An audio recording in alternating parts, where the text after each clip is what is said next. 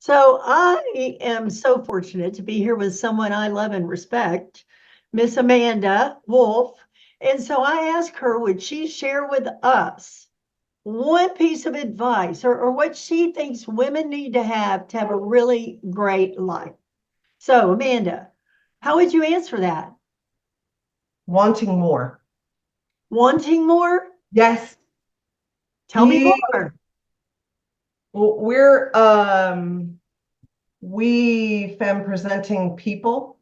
We are taught to shrink ourselves, to take up less space, not to be too much, not to ask for too much, to take care of ourselves last, not to be selfish, to be self-effacing, don't brag. We are taught to be so small. And a lot of us think that managing getting what we need means lowering our expectations. Like what we should do is the solution. I think it's a neurological thing. We get into this survival space and then we're like, you know what, the solution would just be to want less. I'm too much.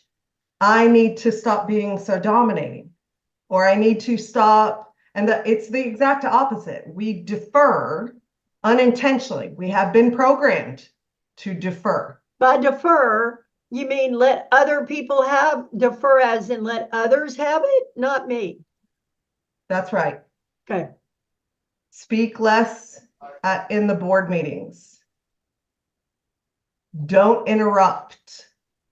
It's all over the place. No, you go ahead.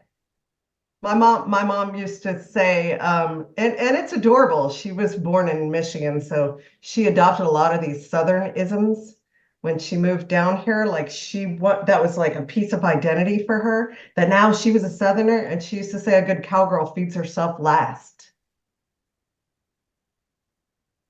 We all have little things that are said. I watch a rom-com sometime. Maddening. Mm-hmm. It's Yeah, mad. so part of what I had this delicious, my master coach was really shameless, and he was really lovely. He was like, Amanda, you always take the smallest, most shrunken piece of chicken at the buffet. You've got to have some faith that the next tray that comes out is going to have more juicy chicken. You can have the juiciest piece of chicken. You don't have to worry about the people who are behind you. There is nothing sexier than a woman who is chowing down on life.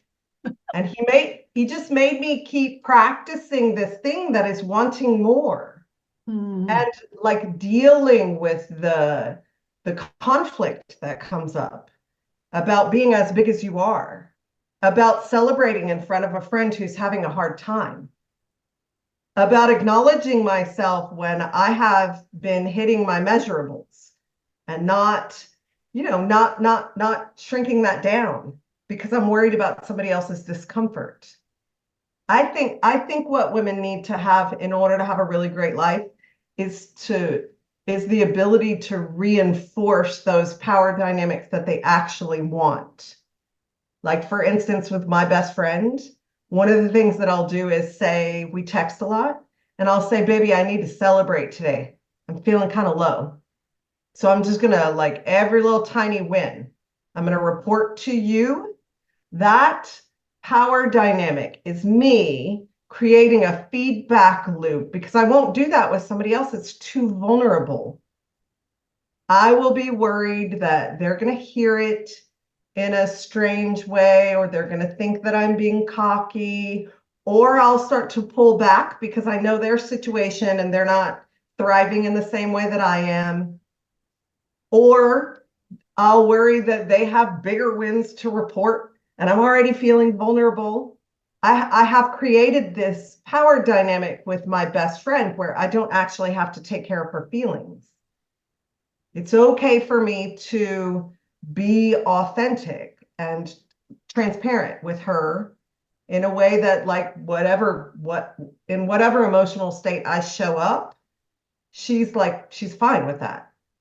How did you get that in place? Because I don't think I have a friend where that's in place quite yet, right? Not so structurally where I wouldn't be worried about their feelings. So did you learn it? Did you teach it? Did you find it in a book? Like where'd you come by that? It's a yeah, actually I learned it. I cut my teeth on communication dynamics and reinforcement and management. And I was I was a corporate trainer for a therapeutic wilderness camping experience. Yeah. Okay. So and the population that we were dealing with was bad teenage boys, like they'd failed out of the foster care system. And so I got really good at teaching other people. I was teaching the counselors and doing all the continuing ed. So I got really good at teaching people to look at where they wanted to go. It's creating culture. And because I was outside of the chain of command, I got really good at up management. Hmm.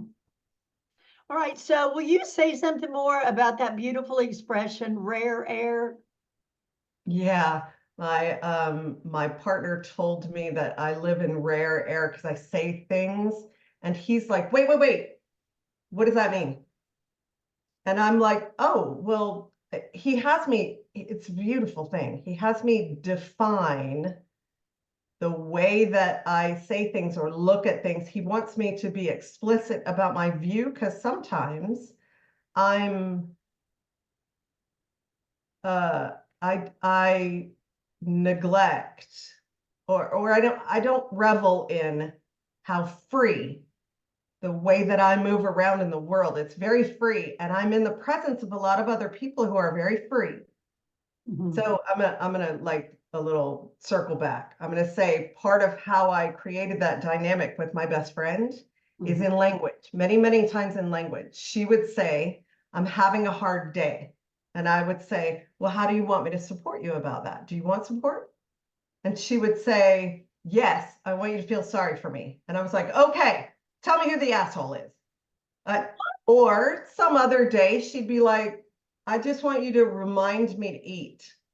Haven't been doing a very good job of managing my energy. And like, so there were times where she would say hard, and I didn't want to lead with sympathy. Mhm. So I say something like that in front of my boyfriend, and he's like, what do you mean lead with sympathy?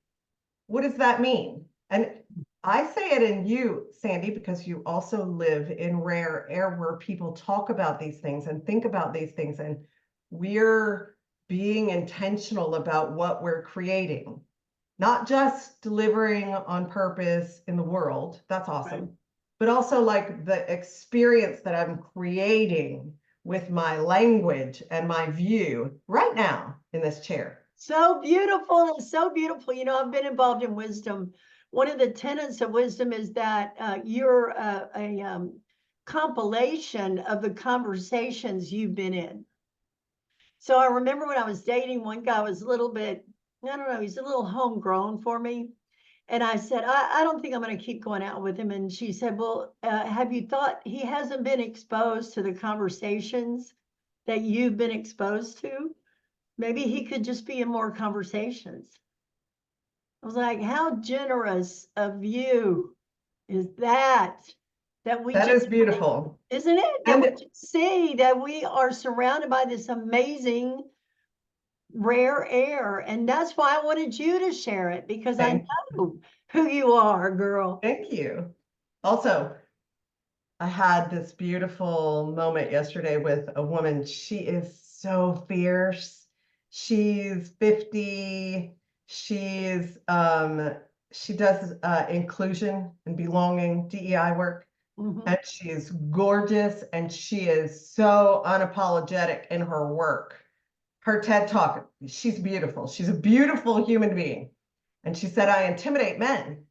Of course. Well, that part where you're well-intentioned, really thoughtful and generous friend who's like, just think, he might not have been exposed to many conversations yet.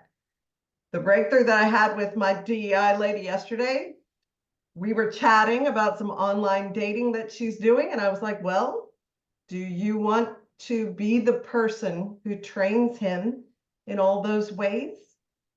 Because you could just be like, no, that's a must-have for me.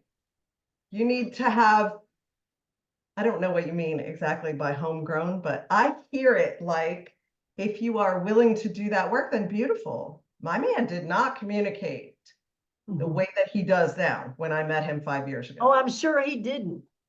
So And that was work I was willing to do.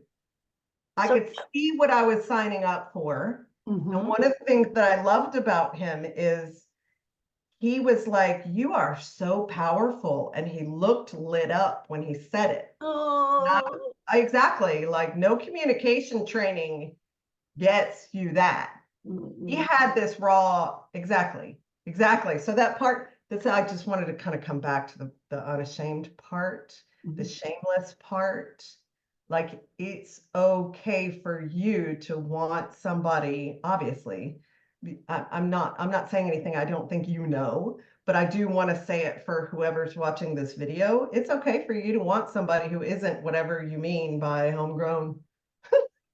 I do think it's a very generous way of looking at it. Like that man could be exposed to a lot of those conversations who have made you who you are. But also, I still didn't choose him. exactly. Also, you But kept your eye out for that other beautiful man. Is that Martinez? Yeah, Mr. Mr. Martinez, Martinez. who had done some growth and transformation, and right, there was a level of authenticity and a level of participation in his life.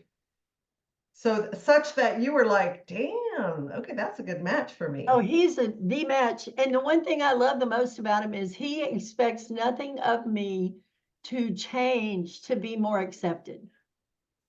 Like I came, this is it. And he goes, that's what I want right there. So I'm like, cool. I can dig with that. That's hot. So let me ask you this, and you can say whatever you want to say, and that is, do you want to be known as who you are and what work you do in case someone was looking for a person of your skill set, or if you just want to say, no, I've said what I've said, you can do either way. No, I absolutely want to be known. I want for people to, my purpose in being in the world is for people to have all the connection that they want. Sex, dating, marriage, lifetime solo, whatever level of intimacy you want to have in your life, I want to help you get that. I really just prefer to give people my email or talk to them on the phone. And so usually we have half an hour, 45 minutes of conversation. I can tell them whether I can produce whatever it is that they're looking for, and they can tell whether they like me or not. We can tell whether we like it, but like, are we simpatico? That's the best way. All right. Well, I want to tell you, Miss Amanda Wolf, that the Pink Lady Posse, which is so funny because pink seems to be associated with feminine and, brownies and Barbie dolls and all that, it's just like, and it has become a powerful color. And I am learning so much about why people wear power pink. It's not a soft, fluffy deal.